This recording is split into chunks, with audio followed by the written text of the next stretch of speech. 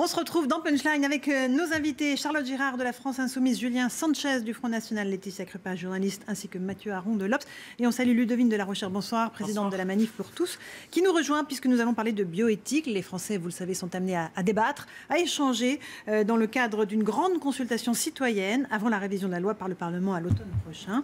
Au cœur de ces débats, beaucoup de questions très différentes, la procréation, PMA pour toutes et GPA, la fin de vie, l'intelligence artificielle, les modifications génétiques, le don d'organes ou encore les neurosciences. On va écouter tout de suite le professeur Jean-François Delfrécy, le président du comité de bioéthique. La science avance beaucoup trop vite maintenant pour les questions qu'on est en train de poser. Donc c'est le moment en effet de s'interroger où nous voulons aller, dans quel monde nous voulons vivre demain. Voilà, et c'est une question à laquelle les Français, dans leur ensemble, sont invités à répondre. Encore une fois, sur les questions qui font débat, et je sais, Ludovine de la Rochère, que vous allez me parler de PMA et de GPA. Est-ce que, encore une fois, l'avis des Français doit être respecté lorsqu'il se sera exprimé à travers cette consultation citoyenne? Alors, je dirais que la première chose qui va être extrêmement importante, c'est d'avoir un débat pluriel, ouvert, transparent, c'est-à-dire véritablement démocratique. On entendra votre point de vue comme celui de ceux Absolument. qui sont posés. Et il y a quelque chose qui n'est pas encore d'ailleurs tout à fait défini, et je trouve que c'est préoccupant, c'est l'objectif précis des États généraux de la bioéthique. Est-ce que c'est juste, on écoute les Français, mais en fait on ne les entend pas, ou est-ce qu'on élabore un projet commun en vue avec l'objectif de chercher ce qui est le mieux pour tous les membres de la société, demain et après-demain. Voilà, selon les objectifs, et ça n'a pas été précisé, et c'est pas du tout la même chose. L'objectif, c'est que tous les 7 ans, la France doit revoir sa législation dans le domaine, donc c'est ça l'objectif factuellement. Mais est-ce que les États généraux et les conclusions des États généraux seront pris en compte dans l'élaboration de la loi, ou est-ce qu'on... Normalement, c'est pour ça. Charlotte Girard. Oui, alors ce qui est intéressant, c'est la logique de consultation et le réexamen. Mais ça, le réexamen des lois de bioéthique, c'est fixé déjà depuis, je crois que c'est 1994, les premières lois de bioéthique, avec un réexamen régulier et un travail parlementaire conséquent et scientifique. C'est-à-dire que les chercheurs et je veux dire les universitaires sont associés à cette réflexion. La difficulté, c'est que malgré tout, le CCNE, le Comité consultatif national d'éthique, qui organise les États généraux de la bioéthique, a lui déjà rendu son avis il y a à peine quelques mois, notamment sur la PMA sans père et sur la GPA. C'est un petit peu troublant d'avoir rendu un avis avant. Et de même que certains ministres... Le CCNE fait son travail, et puis il va y avoir maintenant des consultations citoyennes qui ont leur intérêt aussi et associatif. Et que salue la France Insoumise, j'imagine. Oui, c'est une démarche citoyenne que vous devez... Oui, tout à fait. C'est ce genre de processus qui sont... Alors pourvu, et là pour le coup je vous rejoins quand même, pourvu qu'on fasse cas de cet avis. Ça ne veut pas dire qu'il soit nécessairement décisif, puisqu'il n'y a pas les formes juridiques prévues pour ça, mais néanmoins qu'il ne soit pas juste pour la forme, pour amuser la galerie. C'est ça une première, Mathieu Aron. Oui. Pour l'instant, ce ne sont que les experts, des technocrates qui ont élaboré ces lois de bioéthique. Enfin, des experts, des médecins, il faut le dire quand même. Pas seulement des médecins, pas seulement des juristes. Je crois que ce qui est très intéressant dans la démarche, c'est que c'est pas tant qu'on demande leur avis aux gens, qu'on les fasse débattre du sujet.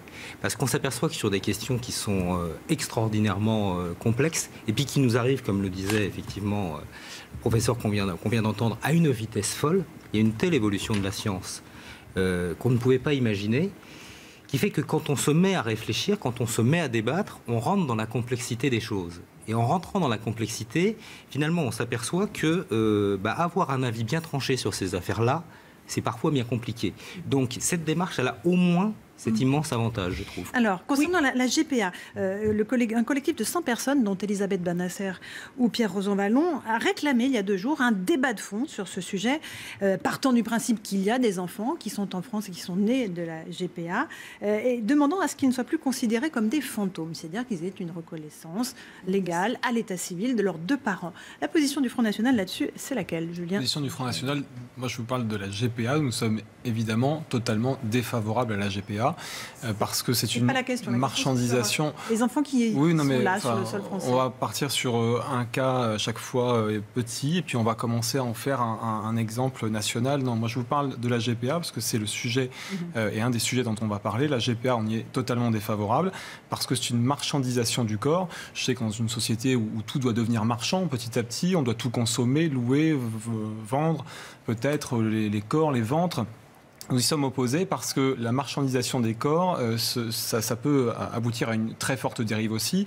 Encore une fois, les personnes qui n'auront pas les moyens seront tentées de mettre en location leur ventre et d'autres profiteront de ça. Ce n'est pas la société vers laquelle on veut aller. Que la perversité de cette tribune, c'est qu'elle dit, pour éviter la marchandisation des ventres et le trafic, etc., il faut encadrer cette pratique. Il est là le cœur de cette tribune. Non, il pose la question de comment ne plus ignorer les enfants qui sont nés de la GPA et qui sont sur le sol français. C'est ça la question. Alors qu'ils ont déjà, bien sûr et heureusement, l'état civil de leur pays de naissance, un acte de naissance dans leur pays, dans le pays d'origine. Ça, c'est essentiel de le dire. Oui, mais ne l'omettons pas. En France, non. Donc, mais il y a beaucoup de gens qui sont... Mais vous ne répondez pas à la question. Moi, je réponds à la question. Nous sommes pour que ces enfants, ces personnes aient un état civil mais ils normal, ont un état civil et comme beaucoup de gens qui vivent en France, ils sont nés à l'étranger et ils ont un acte de naissance établi à l'étranger, mais comme beaucoup de gens qui vivent en France.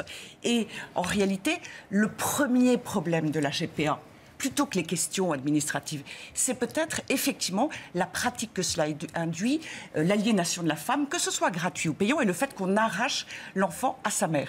Moi, je pense que le principe même est absolument incohérent avec les droits de l'homme, avec les droits donc de la femme et avec les droits de l'enfant. Et la question ne se pose même pas en France. Le gouvernement Emmanuel Macron, on dit très clairement qu'il n'y aurait aucune évolution législative quand vous aurez en la matière. retranscrit une filiation avec en plus l'un des conjoints qui n'a pas donné la vie à l'enfant, retranscrit une filiation qui est pour partie bidon. Vous avez donc donné toutes les caractéristiques d'une pratique légale à une pratique illégale. L'hypocrisie est majeure. Mais pour revenir à l'encadrement... L'adoption, c'est une filiation bidon. Je vous invite à regarder le documentaire GPA avec les meilleures intentions, qui est une enquête sur ce qui s'est passé dans un pays où on a encadré la GPA. Et je pense véritablement, mais simplement en constatant et suivons que l'encadrement, c'est comme encadrer l'esclavage. Enfin, on ne l'encadre pas, on l'abolit, ou alors la comparaison, Charlotte Girard, elle vous convient, esclavage, GPA, on mélange tout, tu as rond ou pas? Oui, non, je pense pas que vous mélangiez tout, parce que je pense que vous connaissez parfaitement toutes ces questions et que vous avez votre opinion bien tranchée. C'est le droit. Non, alors pour ce qui est de la question de l'affiliation, sans avoir tout en tête, il me semble quand même qu'à partir du moment où la Cour de cassation a été amenée à plusieurs reprises à se pencher sur ces questions-là, c'est pas aussi simple, me semble-t-il, que vous le dites, parce que ça dépend d'où ces enfants viennent, et en fonction de la nationalité, effectivement, de l'endroit où ils sont nés, des situations peuvent être très très différentes. Donc il y a une vraie question juridique qui se pose, et donc les personnes qui ont fait cette tribune soulignent ce point en disant qu'on ne peut pas ignorer des enfants qui de toute façon sont bel et bien là. Voilà. Reconnu à l'état civil français et le conjoint peut adopter après je vous l'accorde. Donc ce ne sont pas des fantômes. Il y a une autre question qui est d'une autre importance, qui est de savoir quelle est la position de la France, effectivement, si, comme d'autres pays européens, elle accepte, elle encadre, elle légifère sur cette question. Là, effectivement, le débat est ouvert. La consultation citoyenne servira à ça, peut-être, effectivement, à savoir ce qu'en pensent les Français. On sait ce qu'ils pensent sur la PMA. Ils sont très hostiles à la GPA aussi. Sur la PMA sans père, pardonnez-moi, sur cette question de la PMA, on a énormément parlé d'un sondage de l'IFOP. Moi, je peux vous parler d'un autre sondage. 6 Français sur 10 sont favorables à la GPA pour les femmes. Et l'IFOP, un autre sondage d'aujourd'hui, c'est que 64% des Français pensent que, et je cite, l'État doit garantir à l'enfant né par PMA, qui est le cœur du sujet, n'est-ce pas, le droit d'avoir un père et une mère. Donc, attention, quand on prend le point de vue de l'adulte ou quand on prend le point de vue de l'enfant, j'allais dire, ça n'est pas étonnant, ce n'est plus du tout la même chose. Et quel est le premier concerné par la PMA? C'est celui qui en est. Plus que toute autre personne. Alors, je sais qu'il existe 2 sondages. Le premier sondage qui avait été fait par un quotidien, qui n'est pas le quotidien le plus radical sur la question, puisque c'est La Croix, marquait quand même une évolution, assez forte de l'opinion. Depuis les grandes manifestations lors du mariage pour tous, on a le sentiment, quand on regarde et quand on interroge les Français, il n'y a pas qu'une seule étude qui l'a dit, il y en a plusieurs, qu'il y a une évolution assez rapide de l'opinion qui était extraordinairement prudente, voire réticente par rapport à la PMA, et qui, année après année, accepte de plus en plus cette possibilité. C'est même assez surprenant de voir que l'évolution que l'opinion va aussi vite. Plus vite que les gouvernements. Voilà. On a presque le sentiment, effectivement. Il y a chose que je pense c'est que depuis septembre, les très favorables à la PMA en l'absence de père, leur nombre a baissé de 8 points. Depuis la réouverture du débat. Ça veut dire que quand enfin on peut débattre, et le débat c'est formidable, le débat n'a pas eu lieu. Il y a 2 questions un petit peu différentes. Il y a la question d'être favorable ou pas à la PMA d'un côté, et puis il y a la question de savoir si un enfant doit connaître effectivement ses deux parents. Non, mais je parlais de la même question. Effectivement, là, quand on interroge les Français, il peut y avoir des... Quand on regarde Alors, dans le détail, il y a une position de la France insoumise sur ces questions, notamment la PMA de septembre. Et ça, il faut le souligner. Alors, allez-y, Charlotte. La PMA, enfin, on en a parlé dans notre programme. Pour le coup, il y a une acceptation de la donc PMA, procréation médicalement assistée, hein, ce qui permet quand même de savoir de quoi on parle, et qui est en général, pour la France insoumise, un principe que nous souhaitons voir inscrit comme un droit, voilà, à une procréation médicalement assistée. Mais typiquement, le genre de débat ou les conférences de citoyens qu'on peut très bien imaginer, qui ont été notamment imaginées, notamment par Jacques Testard, sur ces questions-là, pourraient permettre de rentrer dans le détail davantage, justement pour que les gens aient tous les éléments du débat pour pouvoir se faire une opinion et pas répondre à des sondages qui sont extrêmement imprécis et voilà. Évidemment, c'est des sujets extrêmement... Nous sommes favorables. Extrêmement lourds. Mais alors, pardonnez-moi. Autre sujet, peut-être encore un dernier mot. C'est très important. Voilà. Procréation médicalement assistée. Et la médecine vient soigner, accompagner, traiter des pathologies de la fertilité. Voilà. Et donc, on sort complètement, en réalité, du médical. Et on entre dans l'utilisation de la médecine à des fins individuelles, personnelles, etc. Il faut bien avoir conscience de tout ce qui peut s'en suivre, dont évidemment la pratique des mères porteuses. Autre sujet très complexe qui sera abordé évidemment dans cette consultation citoyenne, la fin de vie, revenu dans le débat, vous le savez, après le suicide assisté de la romancière Anne Berthe en Belgique. Écoutez Jean-Luc Romero, de l'association du droit à mourir dans la dignité. On voit bien que dans certaines circonstances, il y a des douleurs, il y a des souffrances qu'on ne peut pas soulager. Et ces personnes doivent avoir ce droit, et surtout, parce que quand même, qu'est-ce qui l'empêche aujourd'hui? On est dans un pays laïque. Et moi, je dis qu'il n'y a pas un principe supérieur dans une république laïque qui vous oblige à mourir le plus tard possible, et notamment dans la souffrance. Julien Sanchez, là-dessus, sur l'euthanasie. Ce qu'avait dit le Front National, c'était le maintien du statut actuel. Et puis, la loi Leonetti qui était intéressante, effectivement, mais le maintien du statut actuel. Charlotte Girard. Nous sommes pour évoluer et faire en sorte qu'il n'y ait plus d'ambiguïté. Parce que la loi Leonetti, c'était effectivement une avancée importante, mais il reste des situations type l'affaire Vincent Lambert qui extrêmement douloureuse. Et donc la question du droit à mourir dans la dignité, telle que la pose l'association de M. Romero, est extrêmement importante. Et nous sommes à la France Insoumise pour réouvrir le débat, mais aussi... et ça, c'est l'opinion, en tout cas, qui a été défendue dans la présidentielle, qui est d'autoriser ce droit au suicide assisté. Laetitia Crepa, j'ai souvenir d'avoir interviewé Emmanuel Macron, alors candidat. Il m'a dit effectivement qu'il était en faveur de la loi Leonetti, mais qu'il souhaitait, lui, à titre personnel, pouvoir décider de sa fin de vie. Évidemment. C'est ça, c'est ce qu'on traite là depuis tout à l'heure. C'est très très délicat pour un politique, effectivement, de légiférer sur une question de société aussi fondamentale. Alors, on écoute le peuple, on le consulte. Est-ce que la consultation est assez exhaustive? Parce qu'on pourra toujours reprocher aux politiques et de ne pas avoir entendu tout le monde. Comment peut-on entendre tout le monde? Comment peut-on trancher? Après, le rôle du politique, c'est, oui, de donner un cap, une règle générale, avec une loi qui, normalement, peut aussi avoir... parce qu'on ne peut pas appliquer la même loi à tous les cas, c'est impossible. Donc, il faut que dans la loi, on puisse avoir des cas particuliers. Si, la loi s'applique... oui, d'accord, mais après, en fonction des familles, en fonction des individus, c'est très compliqué de donner une règle comme ça qui ne peut pas évoluer, ou en tout cas... Et puis Emmanuel Macron a dit qu'il voulait rassembler, et non pas diviser. En tout cas, c'est pour ça que c'est lui qui prenne tous ces sujets, des décisions sur ces sujets. En général, tendance à diviser de plus en plus profondément. Oui, quand on les antagonise, quand on en parle sereinement et de façon informée, on peut peut-être rassembler sur ces sujets. À mon avis, il faut comprendre qu'il ne s'agit pas d'un droit... c'est d'abord un droit évidemment attaché aux individus, mais c'est aussi un droit qui engage finalement l'ensemble de la société, et y compris les services médicaux, parce que il y a la question du droit personnel, question morale, la volonté individuelle et l'autonomie de la volonté, etc. Mais néanmoins, là où ça se pose de manière le plus critique, c'est quand précisément la volonté, le consentement ne peut pas être recueilli d'une manière éprouvé, en fait. Mathieu Aron, un dernier mot. On sait qu'à un moment donné, il y a des situations où c'est le corps médical qui se retrouve confronté à ces questions, avec des difficultés immenses. Et effectivement, la loi Leonetti avait permis de grandes avancées et avait été à l'époque considéré comme une loi, me semble-t-il, assez équilibrée, qui permettait de dire les choses, qui aidait le corps médical à la prise de décision, parce que c'est ce qui est le plus compliqué. C'est pas tellement le geste qui est extrêmement simple, c'est comment on prend la décision. Est-ce que c'est un médecin seul qui la prend? Est-ce que c'est une équipe? Est-ce que c'est une équipe médicale qui a prévu la loi Leonetti? Donc je pense que cette loi, elle avait fait assez consensus à l'époque. Techniquement, le geste n'est pas forcément compliqué, mais en conscience, il y a un problème de liberté de conscience. D'où la nécessité d'avoir une décision qui ne peut pas être individuelle et qui doit être partagée dans le cadre d'une équipe médicale, ce que prévoit, me semble-t-il, la loi Leonetti. Ce qui est étonnant, c'est qu'il y a eu en quelque sorte des états généraux sur l'euthanasie. Il y a eu une deuxième loi sur la fin de vie, qui est en l'occurrence la loi Claes-Leonetti, qui est toute récente, qui n'est même pas encore déployée et mise en œuvre.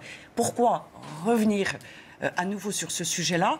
Enfin, l'ampleur des débats qui s'annoncent, effectivement, sont un pari très difficile en réalité pour les politiques, comme vous le disiez. Charlotte Girard ? Oui, mais c'est parce que si on revient dessus, c'est qu'on a éprouvé le besoin de revenir dessus. Parce on n'a même pas eu le temps d'évaluer ce que d'ailleurs disait Agnès Buzyn très justement. C'est même pas encore mis en œuvre. On ne peut pas évaluer et on ne peut pas dire il manque. En tout cas, on s'est retrouvé dans une situation, notamment dans l'affaire Vincent Lambert, où on s'est rendu compte que cette loi ne permettait pas de résoudre humainement la difficulté. Allez, le dernier sujet qu'on va aborder ce soir sur CNews, ce sont les rapports hommes-femmes, avec cette une de Marianne qui va peut-être vous faire réagir.